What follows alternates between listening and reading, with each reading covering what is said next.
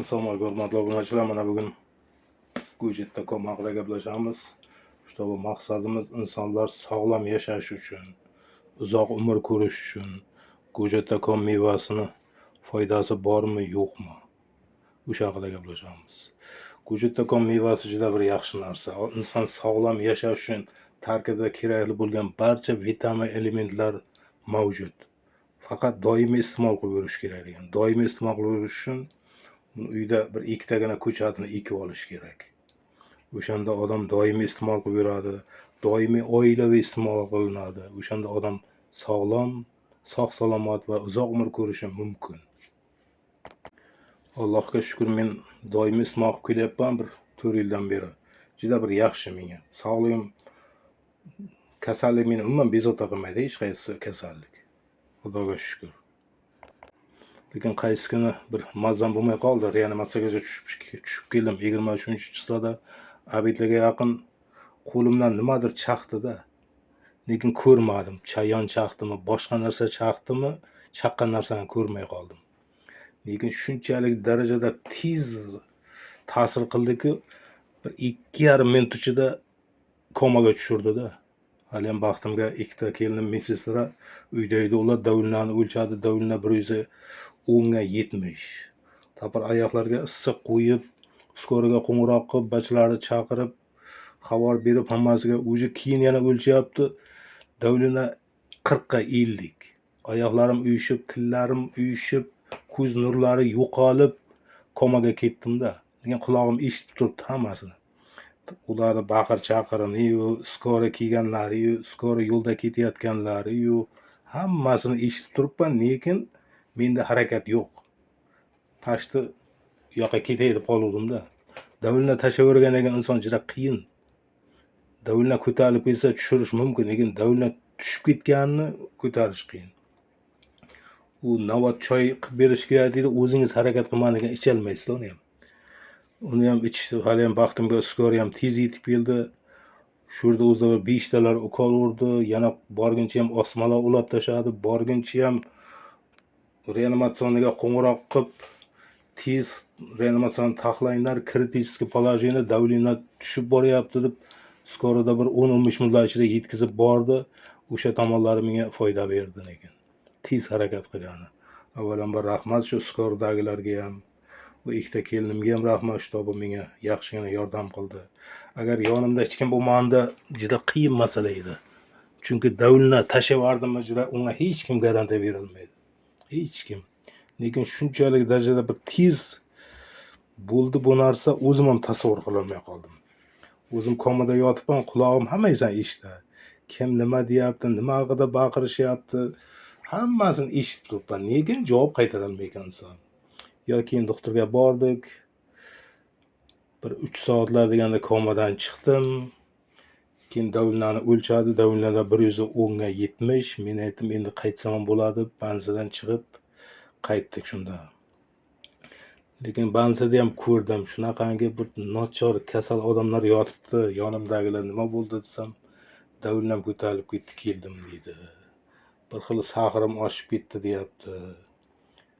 Keyin banzadan chiqib kelganda ko'rdim, qishlog'imizdan bir kishi, ayol kishi, u kishi ham banzada yotib degan. Men hali gaplashman, bachalarim so'rayapti, "Ha, yanga, nima yotibsiz?" "Ey, banzada yotibman, saqirim oshib ketgan" deydi. Menda mevachalar turibdi saqir uchun, lekin ular qiziqmaydi ham, qiziqishni ham xohlamaydi. Men ham har kimga borib uni reklama qilavergim kelmaydi-da, chunki unaqa qilaversang xuddi odamlar sizni bir mashinnikka o'xshatib qo'yadi. Chunki inson sog'ligi uchun o'zi kurashish kerak-da. Masalan, shu Go'jetda.com'da eshityaptimi, shu saqirga yaxshi ekan, yo boshqa bir kasallikka yaxshi ekan. Inson o'zi harakat qilish kerak. Qani shuni iste'mol qilsam nima bo'ladi? Yerda nimaga erishaman? Sog'ligimga foydasi bormi, yo'qmi? Birovga quloq soladigan bo'lsangiz, odamlar shunaqangi yetalaydi har xil narsani davo deb qimmatiga sotib. O'sha uchun men ham qiziqmayman shu birovga borib mahsulotimni reklama qilib o'tirishdi. Avvalambor insonni o'zi qiziqsin, o'zi kurasin sog'ligi uchun, shunda hammasi yaxshi bo'ladi. Lekin shu komaga tushgan paytim o'zi yoqqa boray deb qoldim, juda ham bir boshqacha ta'sir qildi. Meni xayolimda men boshlagan ish nima bo'ladi, ertaga vujudda qoldim, kim mendan keyin rivojlantiradi, xalqqa kim uni yetkazib beradi, shu haqida ham rosa o'yladim. Endi odam faqat o'y bilan bo'layotganda. Hayotimda birinchi marta shunaqa komaga tushishim edi. Komani ham ko'rdim, xudoga shukr. Qaytib kelsam ham hamma yig'lasa meni kulgim keladi. Chunki hamma ishtimani o'ylamadim-da men. Qo'rquv bosgan yo'q. O'zi qanday komaga ketayotganimda ham ularga o'ylanmanglar, xafa bo'lmanglar, men qaytaman deb komaga ketdim birdan. Yaxshi, bu ham bir hayotga qiziqish uyg'otadi. Hayot uchun bir turtki bo'ldi. Yaxshigina qaytdik, xudoga shukr. Komani ham nimaligini ko'rdik, reanimatsiyani ham ko'rdik. Xudo bir qaytib berdi. Mana qilinadigan ishlarimiz chala qolib ketmasligi uchunmi? Lekin jonga ishonch yo'q ekan. Jonga ishonch yo'q ekan. Davlina tushib ketdimi, juda qiyin masala ushlab qolish. O'sha uchun sog'liqqa e'tiborli bo'lingizlar. Doim o'zlaringiz ustida kurashingizlar. Kasallikdan qutulish yo'lini izlab topingizlar. Qanday qilsam kasaldan qutulaman? Qanday qilishim kerak? Nima qilsam qutulaman? Faqat sog'lom yashashni o'rganish kerak. Mana bu badan tarbiya degan narsalar bor. Men aytmayman 100 metrga, 1 kilometrga yuguring deb. Mana uyqudan turgan pillada ham bir badan tarbiyalar qilsa bo'ladigan anolar bor-da. Bu endi badan tarbiyalar nima qiladi? Avvalambor qon aylanishini yaxshilab beradi. Masalan, insonni tanasini, tirnog'ini tagigacha, sochini tagigacha qon yaxshi aylanishga, inson qon bilanda. Qon qayda kamaydimi, shu yerda muammo chiqaveradi. Qon qayerda yaxshi aylanmadimi, shu yerda muammo chiqadi. O'sha uchun qon aylanishini, qonni suyultirishni, qon yaxshi aylanishi uchun juda ham bir badan tarbiyalash juda bir foydali narsa. Mana qonni quyuq bo'lib qolishi bari yeb ichishdan.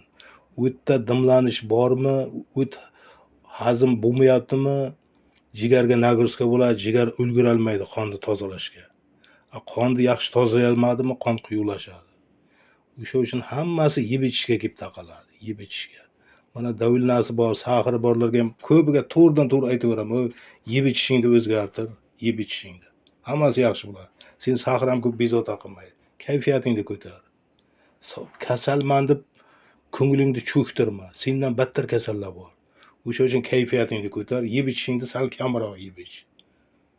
Davlinaman deydi, uni yegan ovqatni sog'lom odam yesa kasal bo'ladi. Davlinasi bor odam bari yeb ichishidan. Yeb ichishini normal keltirsan, davlina bezovta qilmaydi. Gapirsa odamga 100 xil dardni aytadi. Lekin kasal odam kam yeyish kerak. Yoshi bir joyga bordimi, kam yesin, mayda chaynasin. Kechki ovqat yemasin iloji bo'lsa. Hamma darddan qutulsa bo'ladi. Ovqat insonni yeydimi degan joyi bor-da. Haqiqatan ovqat odamni yeydi. Chunki ovqatni ham me'yor bilan yemadingizmi, ko'p yedingizmi, doim palaparshi ovqatlanyapsizmi, odamni yeydi. Yegani qanday kasal qiladi. Erta davlina ko'tariladi, davlina tushmay qoladi. Ya sahar ko'tarilib ketadi, ya suyak yemirish kelib chiqadi. Yegani shuda inson. O'sha uchun ovqatlanish madaniyatini o'rganish kerak. Yaxshi kayfiyatda bo'lish kerak. Doim inson kayfiyatini o'zi ushlash bilish kerak, yaxshi kayfiyatini. U nastroyeniyaga tushib kayfiyatingiz buzilgan bilan bir muammoni hal qila olmaysiz-da. Ya o'yin kulga qilib turganingiz bilan bir muammongiz hal bo'lib qolmaydi. Shunday ekan kayfiyat tushirmaslikka harakat qilish kerak. Shu inson sog'lom yashash uchun. Kayfiyatingiz tushdimi, har qanday kasal kelib chiqaveradi. Siz go'shtda qon mevalarni doim iste'mol qilurdingizmi, sizda hech bir kasallik bo'lmaydi. Ko'plar kommentariyada yozyapti, bu yolg'on gap, bu ham mashinnik. Mashinnik bo'layotgan bo'lsa, qo'ng'iroq qil, sinab ko'r. Avvalambor mashinnik deyishdan oldin. Lekin to'g'ri, men ham bu gaplarga qo'shilaman. Hozir nima ko'p, mashinnik ko'p. O'zimiz ham necha bir tushamiz mashinniklarga. Lekin mashinnik haqiqatan ko'p. Shunday ekan, mana imkoniyat, qo'ng'iroq qilsin, gaplashsin. O'shanda sal bir odamda bir ishonch paydo bo'ladi, haqiqatan shu narsani. Bu narsa O'zbekistonda yangilik. Buni doktorlar ham bilmaydi, tabiblar ham bilmaydi.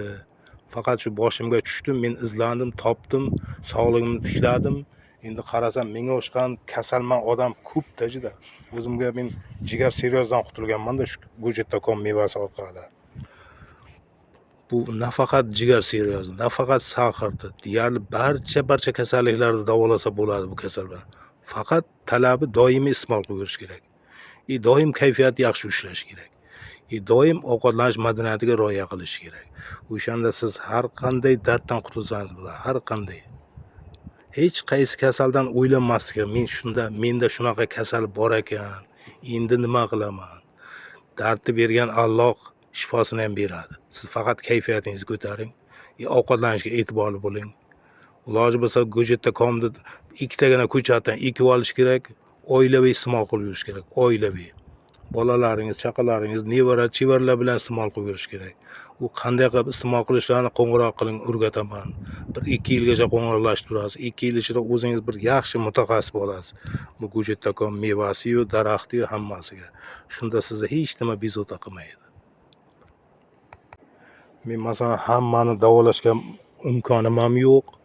Kimki qiziqsa, shu 100 tadan 3 ta odam davolab qolsam, juda bir xursand bo'laman.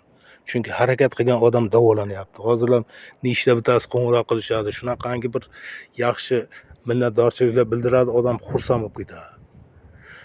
Mana shunaqa xursandchilik odamga yoqadi-da.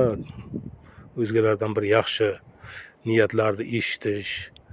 Mashina bo'lganda men bu darajagacha yetib kela olmasdim, savdo ham qila olmasdim. Harakat qilingizlar, qo'ng'iroq qilingizlar, maslahatlashingizlar. Mana Google'dan Yagidi Goji deb zaproslasangizlar, shunaqangi bir yaxshi ma'lumotlar beradi. Bu asli Gojetda.com'imizning nomi Yagidi Goji. Goji Berry, bir nechta nomlari bor. Bizda endi O'zbekistonga kelib taqiq qo'yilgani uchun bu Gojetda.com deb nom berdik. Faqat nomi o'zgardi. Mevaning tarkibi, meva ko'rinishi o'zgarmagan. Faqat nomi o'zgargan. Shu uchun qiziqingizlar, ma'lumot yig'ingizlar o'zlaringizga. Shu maqsadimiz sog'lom yashash, sog'lom tarzda. Mana aptekani dorilardan qutulish. Oladigan pensiyangiz foydaga qolish uchun.